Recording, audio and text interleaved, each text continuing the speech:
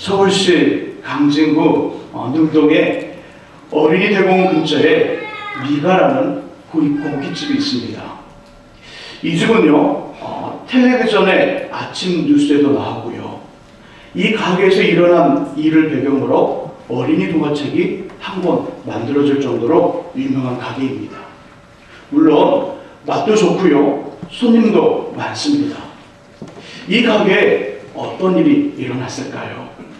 지금으로부터 약 10년 전 2005년 4월 20일에 어린이 대공원에서 공연을 하던 코끼리들이요, 갑자기 그 날아온 이 비둘기 때 깜짝 놀라 이 공연하던 코끼리 6마리가 탈출을 합니다. 이 탈출한 코끼리 6마리 중 3마리가 이 가게에 들어온 것이지요. 들어와 난리를 폈습니다. 음식전에 있던 당근과 야채들을 다 집어먹고요, 탁자, 오토바이, 유리창 등을 그 넓은 등짝으로 밀어대면서 다 깨뜨렸습니다. 급하게 119가 출동했고요, 사육사들이 쫓아왔습니다. 그런데 사건은 마무리되었고요. 이 이후로 식당은 리모델링, 인테리어 작업을 하고 가게를 바꿨습니다. 코끼리가 들어온 집이라고 상호로 바꿨는데요. 이게 웬일입니까? 가게를 부순 코끼리 덕에 이 매스컴을 타게 되고 뉴스에 나오게 되고 사람들의 어떤 그 입소문이 나면서요, 이 가게가 대박이 난 것입니다. 대박. 얼마나 많은 사람들이 오든지 지금도 유명하고요. 인터넷 검색을 딱 하게 되면 이 가게 이름이 딱 올라옵니다. 복은 이 돈을 많이 버는 것만 복은 아니지만 한 복의 어떤 내용 중에 이 내용 중을 보게 되면 복은 다양한 방법과 다양한 모습으로 때로는 한 번도 생각해보지 못한 어느 누가 코끼리가 우리 집에 들어와 그 코끼리 때문에 잘 될 것이라는 예상 한 번도 못 했을 것입니다. 다양한 방법, 다양한 모습, 한 번도 생각해보지 못한 일로 복은 임할 수 있다는 것 보여줍니다. 먼저 하나님의 복이 저와 여러분들과 우리의 가정, 삶의 현장, 우리의 교회와 이 민족 위에 충만하시기를 주님의 이름으로 축복합니다. 계속해서요, 시편을 중심으로 우리에게 주시는 하나님의 복에 대한 말씀을 나누고 있습니다. 특별히 시편 84편에 등장하는 3가지 복 중 2가지를 다뤘고요. 오늘은 3번째 복을 이야기하려 합니다. 우리 보면 11절과 12절을 함께 읽어봅니다. 11절과 12절 읽으시면서요, 하나님이 주시는 복의 내용과 그 복을 받는 사람이 누군지를 찾아보시기 바랍니다. 11절과 12절 같이 읽습니다. 여호와 하나님은 해요 방패이시라. 여호와께서 은혜와 영화를 주시며 정직하게 행하는 자에게 좋은 것으로 끼지 아니하실 것임이니라. 만군의 여호와여, 주께 의지하는 자는 복이 있나이다. 아멘. 하나님이 주시는 복의 내용은 뭘까요? 좀 길죠? 11절 말씀 속에 보니까 해란 말도 나오고 방패란 말도 나오고 아끼지 않을 것이라는 말도 나오고, 11절 말씀 속에 보면 하나님이 우리에게 주시는 복의 내용은 이것입니다. 해요 방패요. 해와 방패이신 하나님이 은혜를 주신다는 겁니다. 은혜를 주시고요, 영화를 주시며 좋은 것을 아끼지 않고 주신다고 말씀합니다. 곧 하나님의 것 중 최고의 것을 주신다는 겁니다. 오늘 전문 11절의 약속, 복의 내용은요, 최고의 것을 주리라. 최고의 것. 누구에게요? 누구에게? 그죠? 11절과 12절의 말씀 속에 조금 더 통틀어서 보게 되면 12절에 주님을 의지하는 사람들에게, 만군의 여호와여, 주께 의지하는 자는 복이 있나이다. 하나님은 자신을 의지하며 살아가는 사람들에게 자신의 것 중 최고로 좋은 것을 주신다는 것입니다.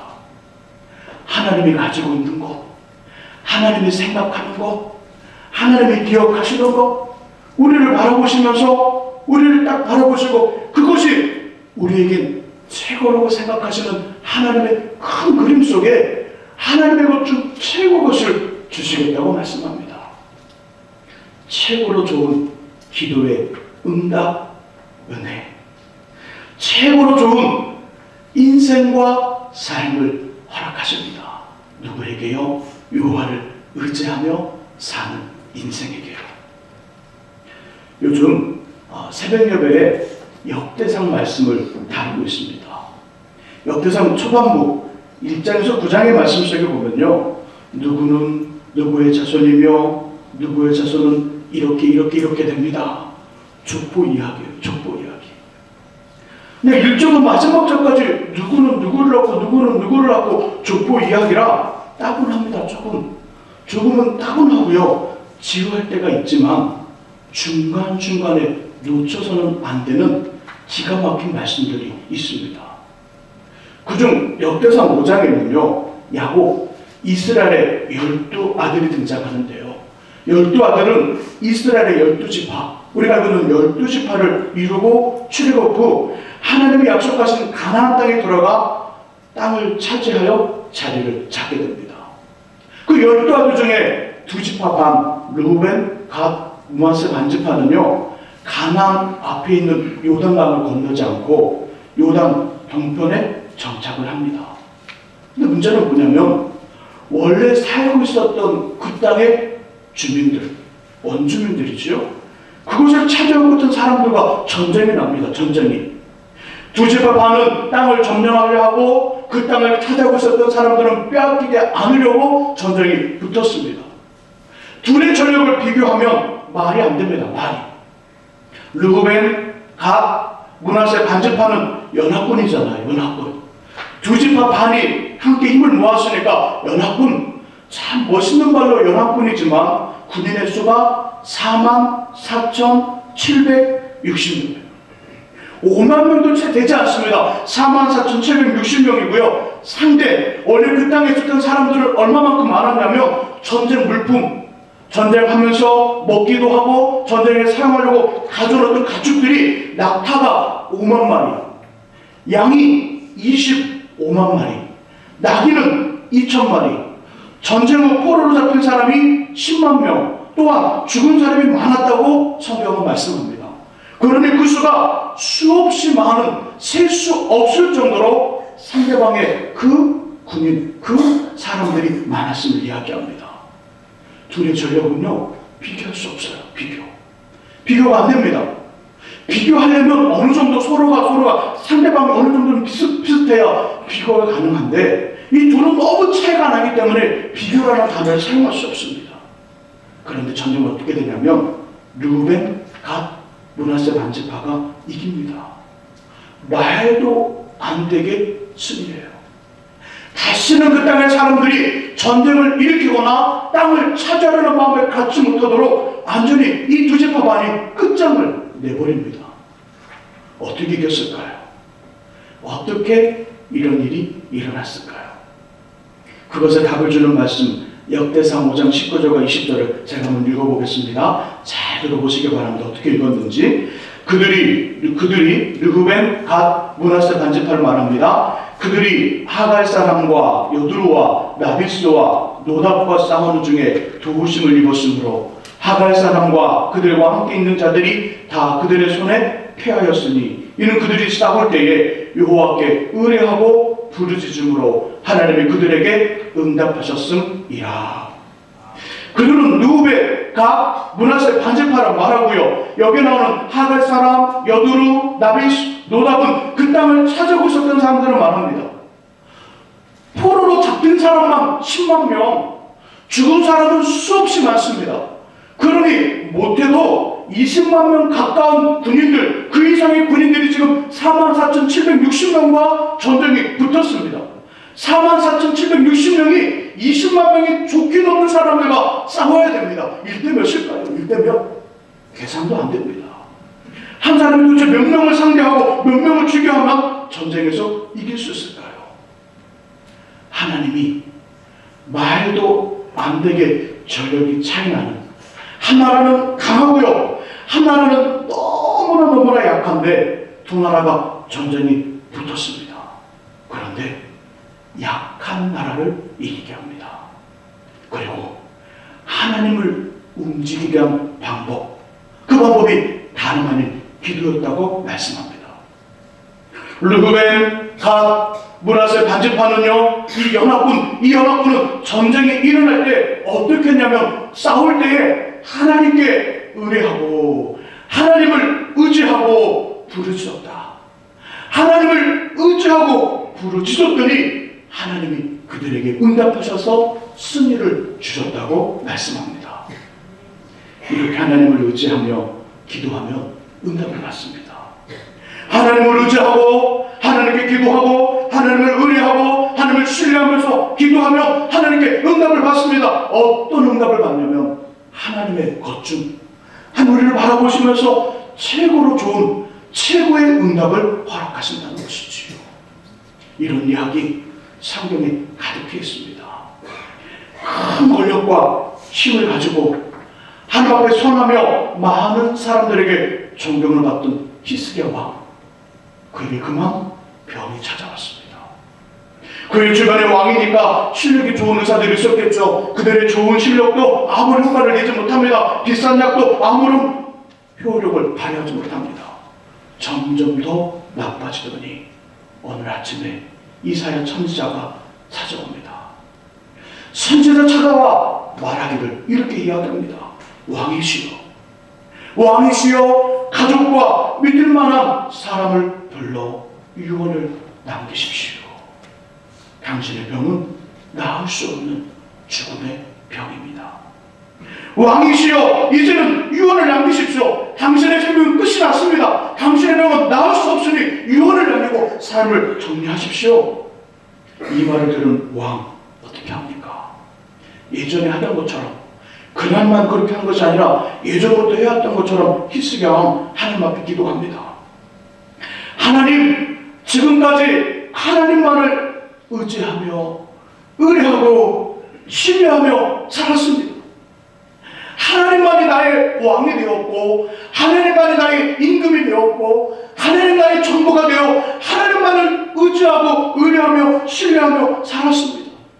오늘도 내일도 그렇습니다. 그러니 저의 병을 고쳐주소서. 히스기야의 기도가 끝나기도 전에 이사야 선지자가 왕을 만나고 왕궁의 대문을 빠져나가기도 전에 하나님이 다시 이사야를 찾습니다. 이사야 빨리 예루살렘 궁전으로 다시 가라. 다시 가서 히스기야 왕을 만나. 하나님이 너의 기도를 들으셨고 너의 병을 고쳐 15년을 더 살게 할 것이라는 말을 해라. 그 말을 전해두고 결국 죽음을 선고받았던 히스기야 왕은요, 하나님만을 의지하며 기도함으로 죽음의 병이 났습니다. 아마도 그의 병은 고칠 수 없는 아주 불치의 병일 것입니다. 하나님만을 의지하면서 기도함으로 죽음의 병이 났고요, 15년이라는 새로운 제2의 인생을 살면서 그 전보다 더 멋지고 훌륭한 왕이 되었습니다.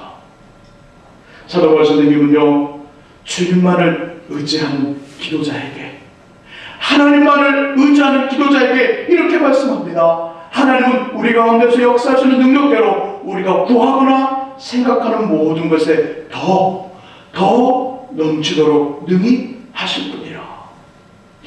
에베소 3장 20절에서 말씀하기를 하나님을 의지하며 기도하는 기도자 그들을 위하여 하나님은 그가 구하거나 생각하는 것보다 더 넘치도록 능히 주시는 분이라고 말씀하고 있습니다. 하나님만을 의지하시기를 간절히 바랍니다. 그래서 최고의 기도응답, 최고의 은혜를 받으시기를 예수님 이름으로 소원합니다. 또한 하나님을 의지하면요, 어떤 인생이 되냐면 최고의 인생과 최고의 삶을, 그전까지는 경험하지 못했던 가치와 존경과 소중함을 깨닫게 되고요, 멋진 삶을 살아가는 최고로 멋진 인생, 최고의 인생을 살게 됩니다.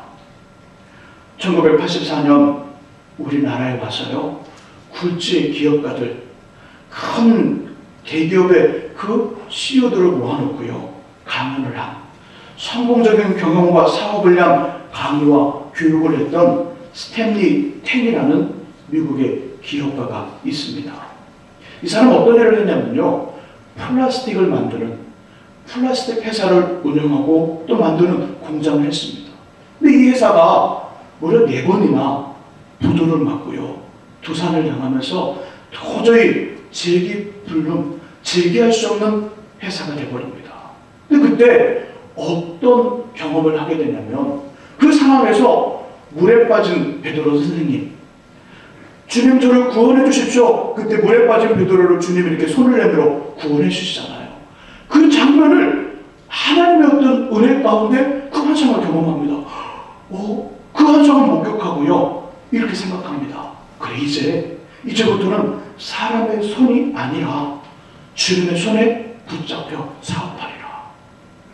베드로 선생님이 주님의 손에 이끌려 구원받는 그 장면을 환상으로 보고요, 환상을 경험하고요, 이렇게 고백합니다. 이제부터는 사람의 손이 아니라 하나님 손에 붙들려 사업하리라 결단을 하고요, 곧바로 변호사를 찾아가 이렇게 계약서를 맺습니다. 우리 회사의 사장님은 예수님입니다. 사장님인 예수님께 수익금의 51%를 드리겠습니다. 계약서를 쓰고요, 새벽마다 기도합니다. 간절히 주님만을 의지하면서 사장님과 의논을 하는 겁니다. 예수님이 그 회사 사장님이니까 사장님을 불러놓고 이렇게 의논합니다. 오늘은 거래처를 만날 때인데 어떤 일을 할 텐데 어떻게 하면 좋겠습니다. 사장님, 할까요 말까요? 도와주세요. 이런 어떤 이야기들을 새벽마다 하며 사장님과 의논을 했습니다. 그 결과 1년 만에 재기불능이라는 그 플라스틱 회사가 200만 달러, 약 22억을 보는 굴지의 회사로, 굴지의 사업가로 변했습니다. 그가 우리나라에 한 말은 이것입니다. 다른 이야기 하지 않았습니다. 사업은 CEO, 사장님 혼자 하는 것이 아니라 하나님과 함께 하나님을 의지하며 하셔야 합니다. 이 이야기 한마디 하고 돌아갔습니다. 성경에도요, 유사한 이런 이야기, 하나님을 의지함으로 인생이 바뀌고 하나님을 의지함으로 가장 멋진 최고의 삶을 살았던 사람들의 이야기가 많습니다. 우리 구약성경 여호수아 6장 27절 한번 찾아보십시오. 본문을 표시해 놓으시고요, 구약성경 여호수아 6장으로 가보시기 바랍니다.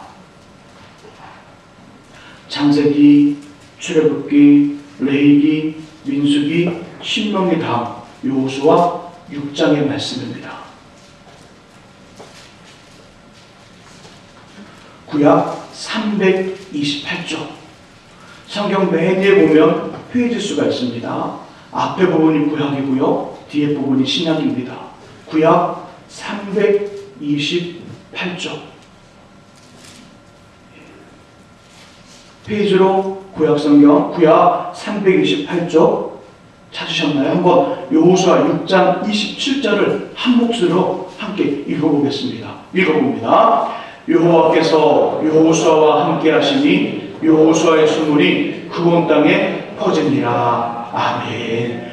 하나님이 여호수아와 함께 하시니 그의 소문이, 그의 명성이 온 땅에 퍼지니라.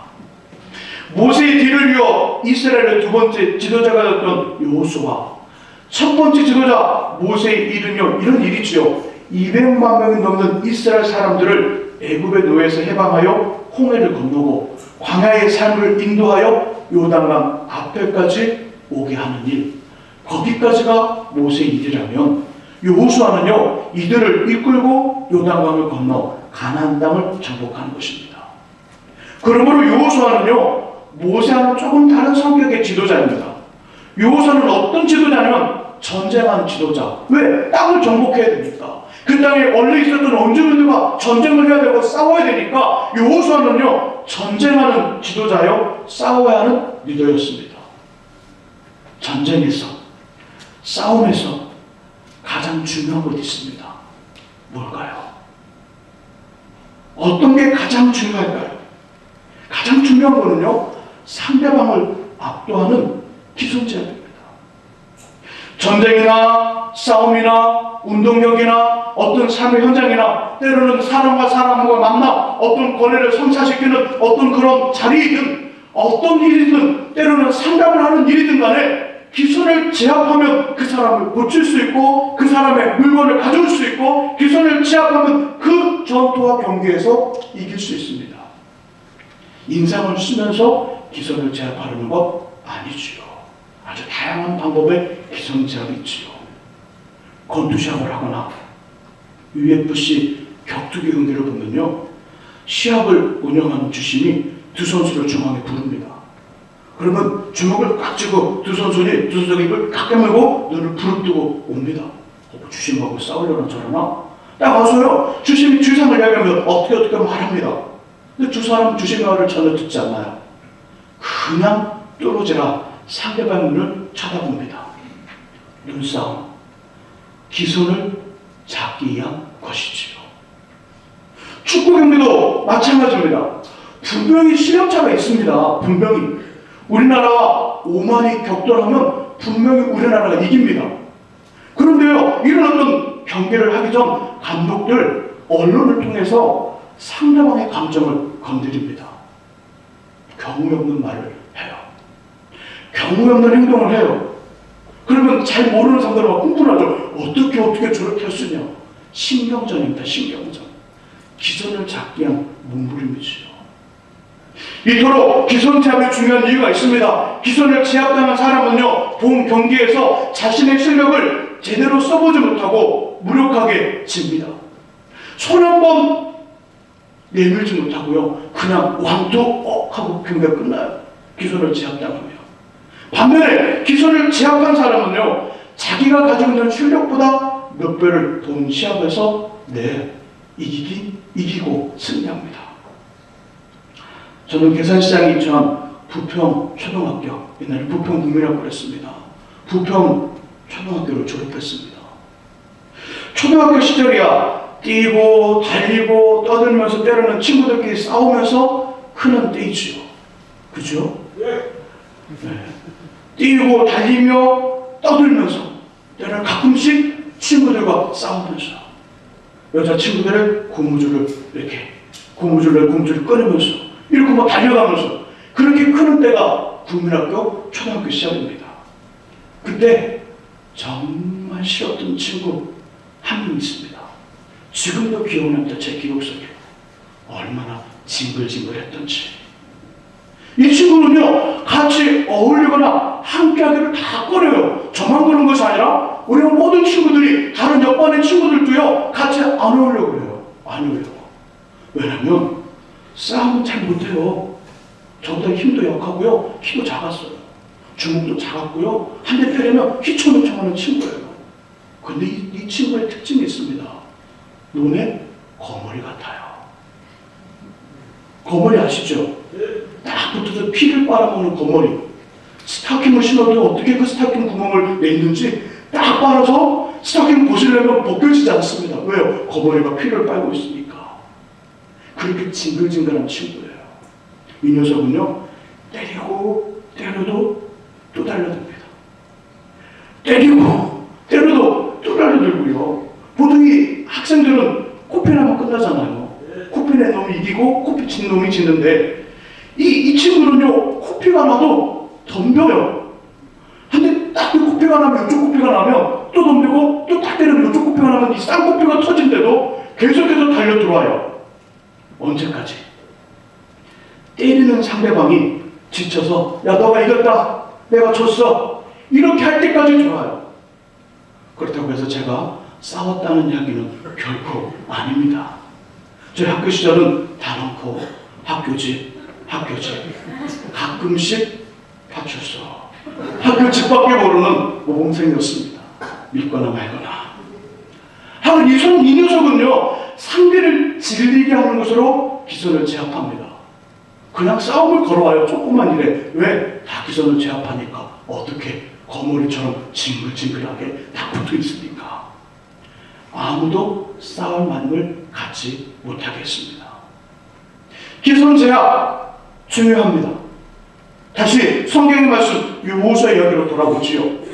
전쟁과 싸움의 지도자 여호수아의 명성 수문이 싸워야 되는 다른 지역, 상대방의 나라, 상대방의 군인들 속에 딱 퍼지기 시작합니다. 어떤 말이 퍼지는, 이런 말이 퍼져요. 그와 싸우면, 여호수아와 싸우면 반드시 진다. 절대로 이기지 못한다. 사람의 손과 사람의 기술이 아닌 알 수 없는 존재, 형체도 없는 존재, 소리도 들리지 않는 존재가 하늘에서 우박도 내리고 천둥도 치고 바닷물을 멈추려고 바람 물을 때 하늘을 흐르게 하고, 그런 알 수 없는 존재에게 우리는 죽임을 당한다.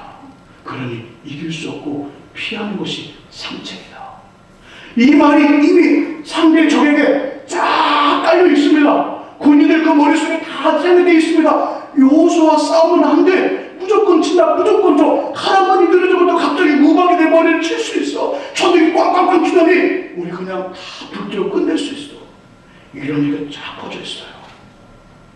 이 말을 들은 상대방, 그 군인들 어떤 마음이 들까요? 여호수아의 깃발이 올라옵니다. 군인들의 그 말소리가 들립니다. 쿵쿵쿵쿵. 그 소리를 들을 때마다 이 적군의 마음은 쪼그라들죠. 쿵쿵쿵. 그리고 그냥 내빼기 시작합니다. 가나안 땅의 정복은요, 성경을 읽어보면 전쟁다운 전쟁이 몇 번 없었어요. 거의 없었습니다. 전쟁다운 전쟁을 한 번도 치르지 않고요, 여호수아는 가나안 땅을 차지하게 되었습니다. 왜요? 하나님이 여호수아의 소문, 여호수아의 명성을 그 대적들에게 이미 쫙 퍼지게 해놨거든요. 여호수아 6장 27절 말씀처럼 그 소문이 쫙 퍼지니까, 명성이 퍼지니까 그만 싸울 마음을 포기하는 거지요.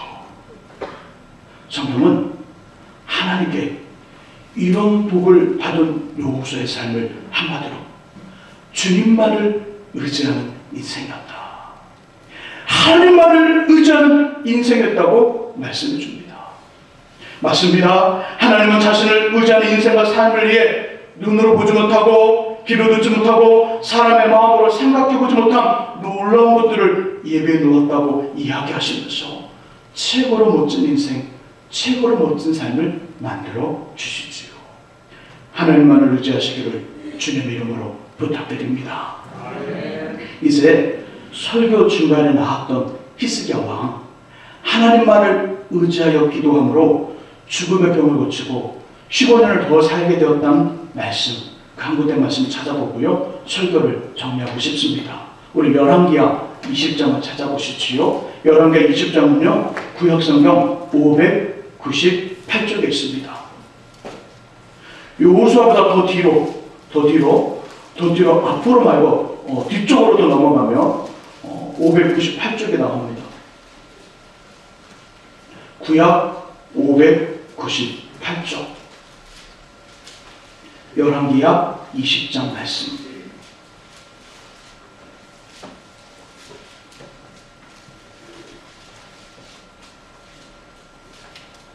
열왕기하 20장 1절의 말씀 속에 이런 말 하죠. 유언을 남기라. 이사야 선지자가 말씀을 합니다. 유언을 남기라. 이 말에 히스기야 반응이 2절에 나옵니다. 하나님을 의지하는 삶이 무엇인지를 보여주는 열왕기하 20장 2절 말씀을 함께 읽어봅니다. 열왕기하 20장 2절 말씀. 자, 우리 큰 목소리로 한 목소리 되어 읽습니다. 히스기야가 낯을 벽으로 향하고 여호와께 기도하여 이르되 아멘. 하나님을 의지하는 삶은요, 다른 것이 아닙니다. 하나님을 의지하는 삶은요, 낯을, 얼굴을 말합니다. 낯을 벽으로 향하는 것입니다. 히스기야 신분이 뭐라고요? 왕, 임금, 한 나라의 왕입니다. 아수르와의 전쟁에서 그 당시 최고의 힘을 가졌던, 아수르와의 전쟁에서도 승리를 거뒀던 나라, 그러니 그 주변의 모든 나라들이 두려웠던, 정말 두려워하며 최고로 생각했던 이스라엘의 왕 히스기야입니다. 그의 곁에는 나라의 최고의 명의가 있습니다. 허주 같은 사람 있지 않았을까요? 동의보감을 썼던 허주 같은 사람, 쉽게 구할 수 없는 약재 많았을 것입니다. 최신의 의학기술, 있었습니다. 뿐만 아니죠. 그러에 24시간 기도해주는 사람들 가득했을 것입니다. 부르면 왕이 부르니까 부르면 언제라도 달려와 말씀을 전하고 예배를 인도해 줄 하나님의 사람들, 제사장, 선자들 그 주변에 줄을 서 있었을 것입니다. 왜요? 왕이니까요. 그런데 낯을 얼굴을 벽으로 향합니다. 이 모든 방법들과 사람들을 뒤로 하겠다는 것입니다. 의술이 좋은 의사 선생님도, 기술도, 사람들도, 때로는 은사를 가졌다는 어떤 그 명성 있는 영성 지도자들도 다 뒤로 하겠다는 것입니다. 모든 방법들과 모든 사람들을 뒤로 하고 먼저 하나님만을 바라보겠다는 결단입니다. 낯을 벽으로 향하여, 얼굴을 벽으로 향하여 먼저 하나님만을 바라보겠다는 결단이고 행동이지요. 예수님은 이것을 신약에서 표현하기를 골방으로 들어가 문을 잠근다. 골방으로 들어가 문을 잠근다 표현했습니다. 하나님을 의지한다는 것은 이것입니다. 끊임없이 계속되는 전쟁과 같은 삶 현장에서 무엇보다 먼저 하나님을 선택하는 겁니다. 하나님을 선택하고요. 주님이 우리를 반드시 복을 주실 것이라는 믿음의 고백을 말로 행동으로 선포하면서 어떤 것보다 먼저 기도하고 주님을 찾는 것입니다. 분명히 우리에게 방법이 있습니다. 아는 사람도 있습니다. 물질도 있고 아는 사람, 높은 권력을 가진 높은 힘을 가진 누구누구, 때로는 판사, 검사, 때로는 변호사, 때로는 회장도 알고 있습니다. 그런 사람들과 그런 방법들과 모든 것들을 내게 있지만 이것이 내 인생을 결정하는 것이 아니라 이 모든 것들을 뒤로 한 채 낯을 얼굴을 벽으로 향하여 하나님만을 바라보겠다는 것, 하나님만을 먼저 찾겠다는 것, 이것이 주님을 의지하는 삶의 모습이지요. 이 말씀 사람들과 세상과 인간의 방법을 모두 단절하는 것 아닙니다. 인간관계를 끊고요, 기도하면서 교회 안에만 기도원에만 머물러 있으라는 의미가 절대 아닙니다. 도리어 성도들은요, 적극적으로 관계와 세상 속에 들어가야 합니다. 성도들은 세상 속으로, 관계 속으로 들어가는 것입니다. 사람들의 방법 속으로 들어가는 것입니다. 무엇을 품고? 주님을 품고 주님을 바라보고 그 관계 속으로 들어가는 것이지요. 저는 말씀드렸습니다. 하나님을 의지하는 사람들은 모임과 회식이 있으면 가야 될까요? 가지 말아야 될까요? 한 분 빼고 나머지 분들은 어떻게 생각하세요? 한 분 대답했으니까 한 분은 좀 이따 대답하시고 나머지 분들은 어떻게 해야 될까요? 하나님을 의지하는 사람들, 회사의 모임과 때로는 부서에 회식이 있습니다. 가야 될까요? 가지 말아야 될까요? 대답이 왜 이렇게 약하세요? 그 시간에 기도하러 교회 나와야 될까요? 아니면 회식의 자리에, 모임의 자리에 가야 될까요? 예배 시간이라면 당연히, 주일 예배 시간이면 당연히 예배를 드려야 되겠죠. 이거 말고 평일에 가야 됩니다. 가셔야 됩니다. 모임의 자리, 회식의 자리에 가십시오. 가셔서 적당한 순간, 적당한 분위기에 나오세요. 그렇지 못했다면 그날 밤 동료들의 안전과 동료들의 기가의 책임은 누구에게 있을까요? 대리운전사요? 2588, 2588. 아까 것이 똑같은 2588, 2588. 그 대리운전사가 그날 밤에 모든 동료들의 안전과 기가를 책임져 줘야 될까요? 누가 책임져 줘야죠? 하나님 의지하는 사람. 그 사람만이 깨어있잖아요. 그 사람만이 지금 술에 앉혀 있잖아요. 그러니 그 사람이 동료들의 안전과 기가를 책임져 줘야죠. 때가 되면, 명절이 되면 선물 줘야 될까요? 주지 말아야 될까요? 비싼 거 줘야 되는 거 말하지 않습니다. 가끔 말하지 않아요. 줘야 되는 거, 주지 말아야 되는 거 묻는 겁니다. 어떻게 해야 될까요? 말씀해보세요. 이건 아주 실질적인 문제예요. 하나님 의지하니까 안 줄래요. 주지 마세요. 다음에 버릇이 끊어집니다. 선물을 주십시오. 주시되 힘 있는 분들에게만 주는 것이 아니라 후배에게도, 내 동료에게도 라이벌에게도 주세요. 명절이잖아요. 좋은 날이니까 주는 거예요. 뭘 부탁하려고 주는 게 아니잖아요. 우리가 저렇게 뭐 수천만 원짜리 뭐 골프채를 사주시겠어요? 아니면 골프연구를 주시겠어요? 그렇지 않잖아요. 나눠 먹을 수 있는 거, 함께 즐길 수 있는 거 주시잖아요. 그 기쁜 마음으로 명절이니까 주세요. 우리 이건 전통 예절이고 전통 간식이잖아요. 그렇게도 주시는 거예요. 함께 식사하십시오. 상사와 동료, 후배와 함께 그들의 애경사를 찾아가 위로하면서 축하해주고 상사와 동료, 후배들 동일한 마음으로 대해주십시오. 상사는 10만 원 부조하고 후배는 3만 원 부조하면 그 후배가 여러분 따르겠습니까? 안 따르죠, 당연히. 상사 5만 원 했다면 후배도 5만 원 해주세요. 상사 10만 원 했다면 여러분 후배도 10만 원 해주세요. 이래야 존경과 사랑의 마음이 넘치죠. 대학생들, 청년들, 학생들, 교수님과 선생님과 선배 후배들과 동료들과 친하게 지내십시오. 괜히 적을 필요 없습니다. 하지만 이것이 이런 고백은 있어야 돼. 그러나 하지만 이것이 나의 인생 승리를 좌우한다는 생각은 하지 마셔야 합니다. 내가 행사했다고, 내가 선물 줬다고, 내가 함께 또 그 애경사를 참석했다고, 또 내가 회식과 모임의 자리에서 내가 대리운전기사가 되어 그들의 안전과 기가를 책임졌다고 나에게 좋은 일이 있을 거라는 생각 하지 말라는 것입니다. 그건 하나님의 사람이니까 하나님을 의지하는 사람으로 그런 본이 되는 삶을 사는 것이지요. 우리가 그런 생각하지 말아야 될 이유가 있습니다. 왜냐하면 우리의 인생 승리의 승리와 복은 하나님 손에서 나오기 때문이죠. 이것을 인정하고 먼저 하나님을 찾는 것이 하나님을 의지하는 것입니다. 인생의 달리기에 출발과 중간까지는 1등으로 달리지 않고요, 꼴찌로 달려도 괜찮습니다. 마지막 결승선을 먼저 통과하는 사람이 1등입니다. 달리기의 1등은요, 그 출발 지점에서 스타트가 빠른 사람이 중간까지 달려와 50m까지 달려와 1등한 사람이 1등이 아니라 100m 라인을 꼬리에서 넘어가는 그 사람이 1등인 것처럼 마지막 꼬른 지점에서 손이 올라가는 사람이 1등이고요. 진정한 승리자입니다.